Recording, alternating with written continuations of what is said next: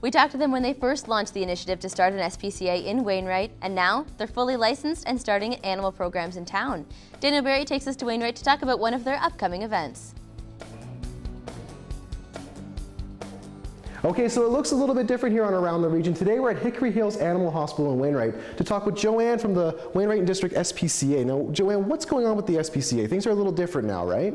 They are a little different. As we get larger and as we get more organized and more community involvement, we're growing. We're getting involved with chipping with Hickory Hills. We're getting involved with community calendars, community events. We're really establishing ourselves. Now, you guys are relatively new too. I mean, this whole organization only started just a few months ago, right? Actually, it's very exciting. Sometimes crazy, but very exciting, because we did only start, I think it was last April, was our first meeting on our board. And prior to that, we went to town council, which you came out to and visited with us, and we talked to the town about a need for an SPCA in our town. And since then, we have applied for a nonprofit. We have established ourselves with a bank account, a board of directors. We've involved ourselves in community events every month. And I believe it would average out to being fixing neuter shots for probably 10 to 15 animals a month. We've placed animals on farms, in homes, so it's really been very successful. How much of a need for a service like this in Wainwright was there before you guys came along, and was there anything going on in the city before this? There was quite a few. Cats, dogs, people didn't have anywhere to take them. Those concerned citizens who wanted to put themselves out would take them to Lloyd. The rest of the animals would stay outside. And we did have a bylaw officer who would sometimes take the animals in, but it wasn't a large enough facility to address the problem. Now that you've got this facility coming along and you've come so far, what challenges are you still facing? We face challenges on a daily basis. Sometimes it can be a little discouraging because there's always more animals in need than we have foster homes. We do have a very generous offer of land, and it is being subdivided. So we have a place to put our facility or a structure. We're in the back here now at Hickory Hills Animal Hospital, and joining me is Brenda. You're a veterinarian here, right? Yeah. Okay, so what exactly is your role here with the SPCA and with the veterinary hospital? I'm actually the owner of the animal hospital. We opened up last June, so we've been here just a little over a year. The SPCA approached me probably a couple of months ago about doing a spay-neuter program with them in order to try to control the pet population in town. So since then we've worked fairly closely together. If they have obviously sick animals, they come in as well, and we try to work together as much as we can to do the best for cats and the occasional dog that comes along. As a vet in this community, do you see a need for an SPCA in this town? Most definitely.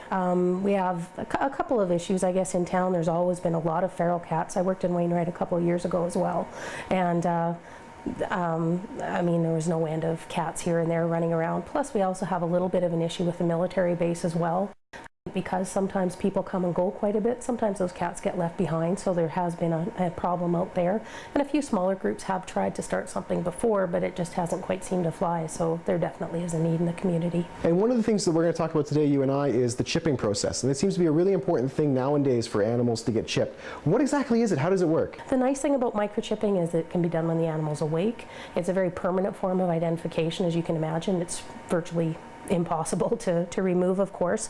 And with the microchips that we have now, the scanners are pretty much universal. So any chip can just about be read by any scanner, and virtually all vet clinics and just about all humane societies will have that scanner. So if that animal does go missing, and if anyone finds it, you can scan them, and we'll show you here in a little bit, but it takes 2 seconds to scan them. It will give you a 1-800 number to call, and then that animal can very quickly be reunited with its owner. How easy of a process is it to install one of these chips on a guy? And maybe do you want to show us here a little bit how it's done? Sure, we can try. We're bringing a few extra people to help out when we do this too. This is Mr. Mojo. He's our clinic cat. So we'll see how it goes. I'm just going to let one of my technicians come in to hold him here. All right. It is a little bit of a bigger needle, but it goes into an area with not too many nerves, which is good. And it's relatively painless for the animal at the same time too, right? It's like a big vaccine, a big needle, and it's very, very quick. The paperwork takes far longer than the microchip does. You get a little tiny squeak, and that's it. And then all we do to ensure that it is there is this is our little scanner here. So we just have to push it, push scan to read, and just check to make sure it's working. There you go. Your chip number comes up just like that. So Brenda, as a vet here in Wainwright, how excited are you to be able to work with the SPCA and offer discounts and special rates to them? Anything we can do to help them make a little bit of money to try to get their facility going is good. A little bit of, extra PR for us is good, and certainly to know that a lot of these animals do have a permanent form of identification is great as well. So we've actually made November Pet ID month here at Hickory Hills. So in addition to having the microchip clinic, we are also doing a promotion on microchips all month, and also on tattoos in the ear, which have their place as well. Do you think that having a facility is going to make it easier too to be able to foster more of these animals? Well, I think there's always going to be challenges in this kind of organization because you're dealing with live beings. So you always need people to care for, clean, and manage a facility, which again, we will need more volunteers to do that. However, now that we're getting larger and more well known and more people are coming to us with their problems, we do need something larger to care for these animals. So right now we have the problem of not having enough place for the animals, and when we get a facility we'll need more volunteers. So there's always challenges, but I think in the best interest of the animals we need to find a larger facility, otherwise we will be facing a problem come winter when you cannot leave an animal outside and just feed it and watch it and maintain its well-being there, which we don't like to do, but sometimes we've had to. You'll have to move them indoors. And so that's part of the problem we're facing now. And so we're trying to raise as much money as we can as quickly as possible to at least get a trailer or something on our land. That's the thing too. Once you get into this, you're going to need more volunteers. How has the community of Wainwright come together with you on this project? Well, on a daily basis, and that's why my house can be kind of crazy. I've been to your house though. I've seen your house in some of those crazy conditions though. Yeah, we have 4 cats, a dog of our own. We have foster animals coming in and out.